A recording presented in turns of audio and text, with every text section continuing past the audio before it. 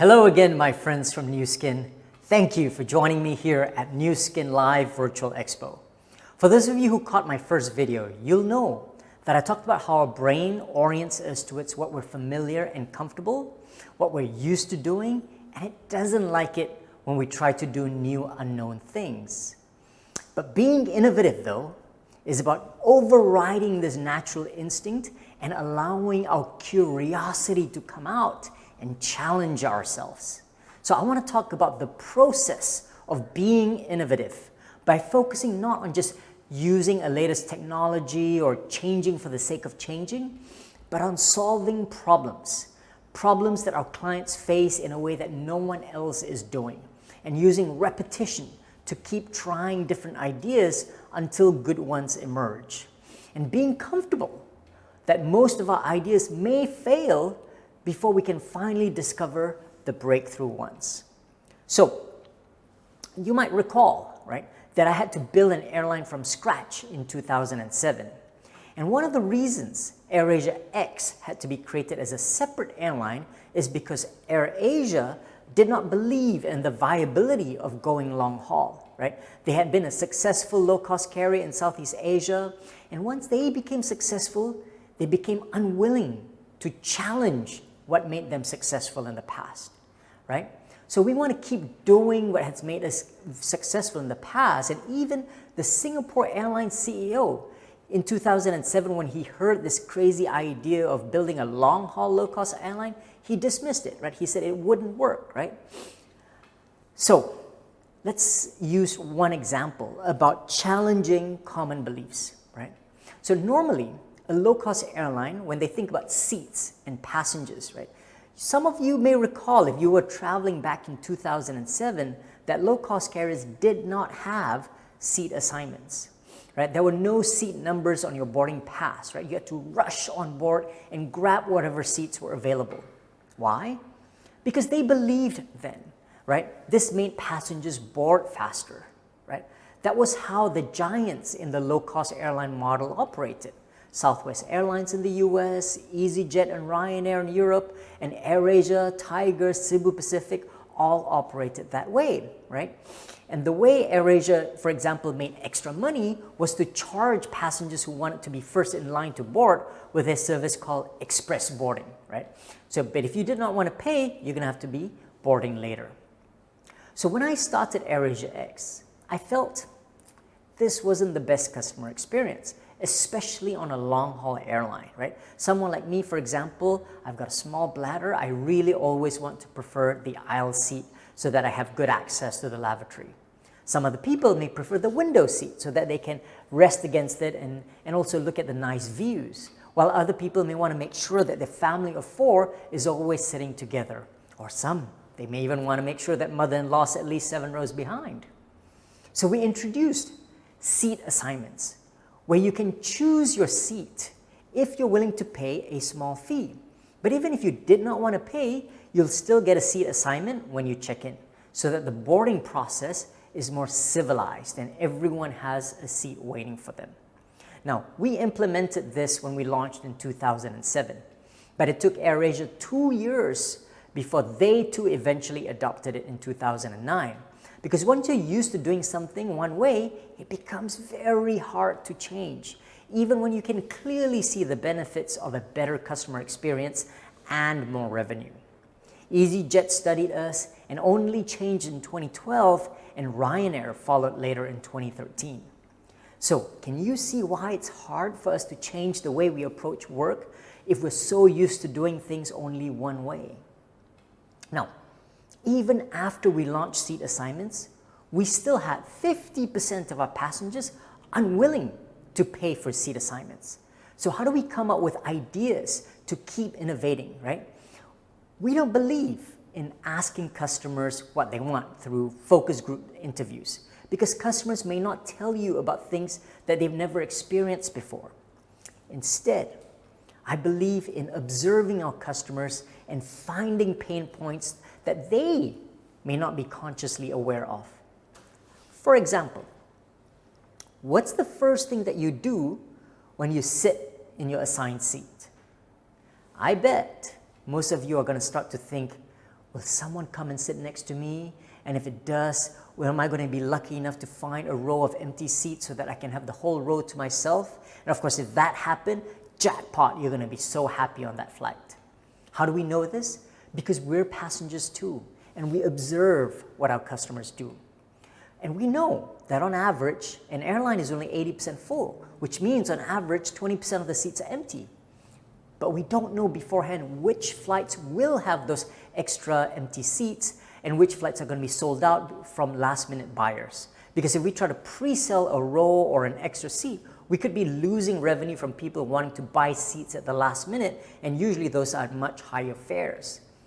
So we came up with the idea of selling an empty seat option, something no airline had done before. We offered our customers the chance to get 3 seats in a row, but not a guarantee, by paying a small fee up front, which is dynamically priced based on expected demand, whether it's $20, $30, or $40, for example. And on the day that you check in, if there are extra seats available on that flight, we'll put on your boarding pass 27A, B, C, so that you can confidently walk on the plane knowing that you're going to have a whole row of seats waiting for you.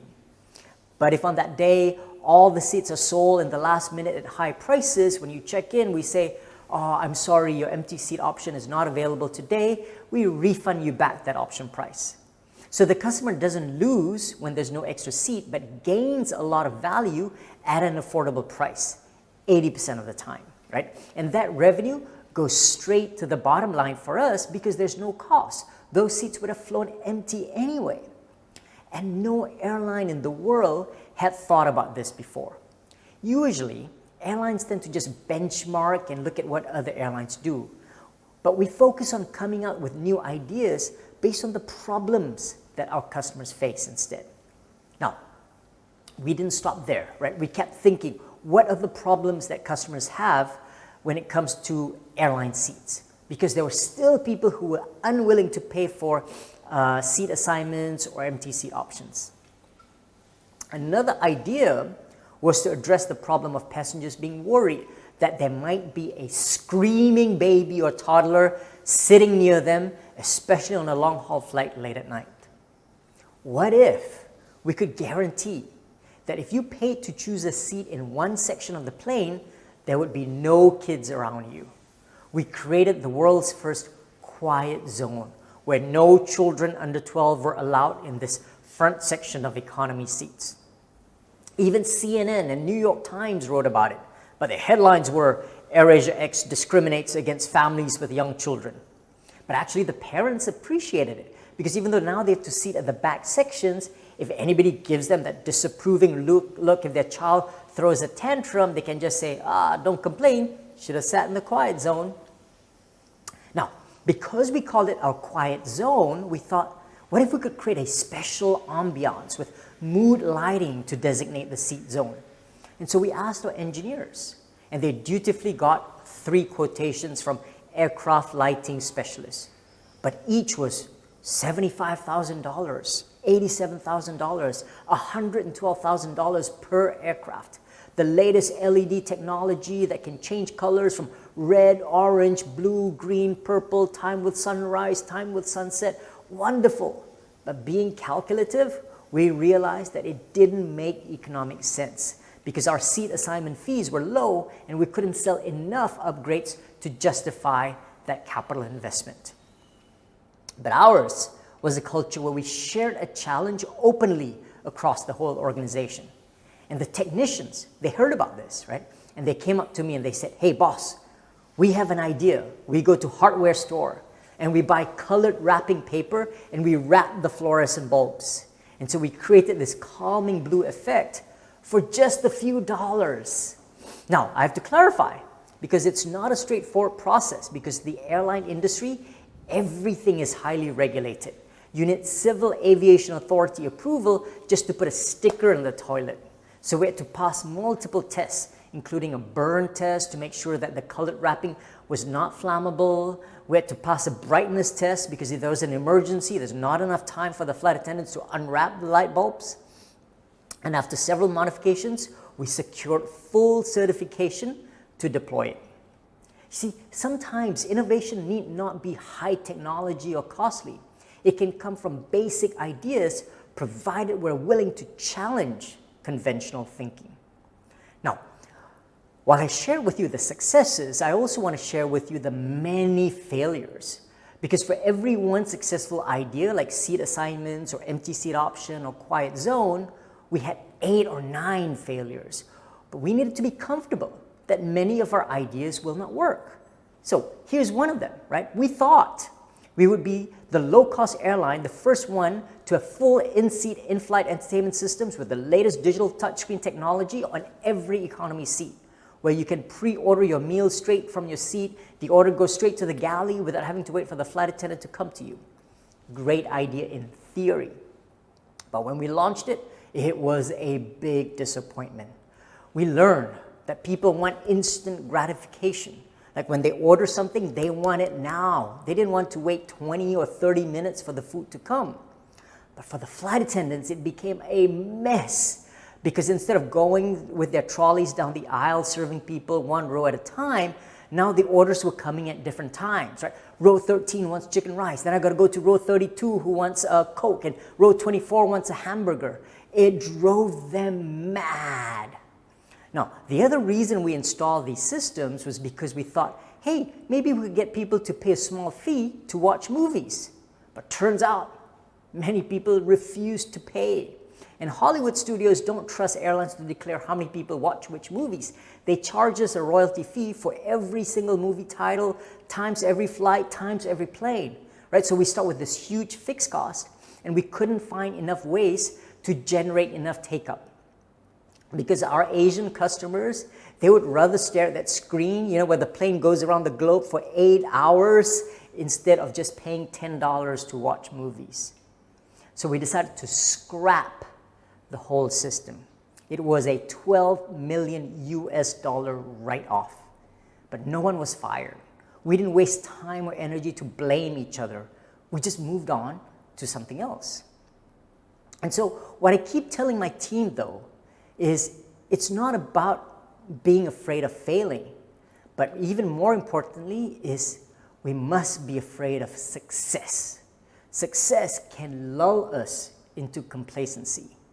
We need to be humble. If an idea works, we can't rest on our laurels. We've got to move on to the next thing. Remember what I said earlier about how in 2007, the CEO of Singapore Airlines dismissed the idea of a long-haul low-cost airline, whether it will work or not? Well, you got to give them credit because they studied us carefully, and 5 years later, they launched their own low-cost, long-haul airline. And everything we did, they would quickly replicate it. Remember Quiet Zone? Well, less than a year after we launched it, they launched Scoot in Silence, no children under 12. And when I saw their ad, I noticed, multicolored lights. Well, I know how much that cost them. And so I have to keep reminding my team all the time. The only advantage we have as a small startup is our speed and agility. Bigger players like Singapore Airlines, they're always going to have more capital, more established brand, deeper distribution, a larger customer base. But whatever we do, they can quickly replicate it. But that's okay, because as long as they're copying us, they will always be behind us. As long as we keep innovating, we're always going to be ahead of them. With speed, what big companies do in 1 year, we have to do every week, because great ideas don't come from once a year brainstorming or strategic planning. We have to challenge ourselves to be innovative every single week. And we do this by asking ourselves 3 powerful questions each Friday. Number 1, what went well this week? Great, let's keep doing that. Number 2, what didn't go well? What went wrong? Okay, let's stop doing that. And the most important question is, what do we learn from our customers, our competition, the government, changes in technology, that we're going to try one new idea next week? We challenge ourselves to do one new thing every single week, because the only way to discover a great idea is we first go through 19 bad ideas first, and we learn from each one of them. So Team Nu Skin, it's a brave new world out there. What has worked for you in the past may not continue to work for you in the future. And if you're unwilling to change, then someone else may be lurking to try the new things and discover new ways to serve your customers better. So stay curious, move fast, learn from failures, and mostly, remain humble and hungry. Thank you.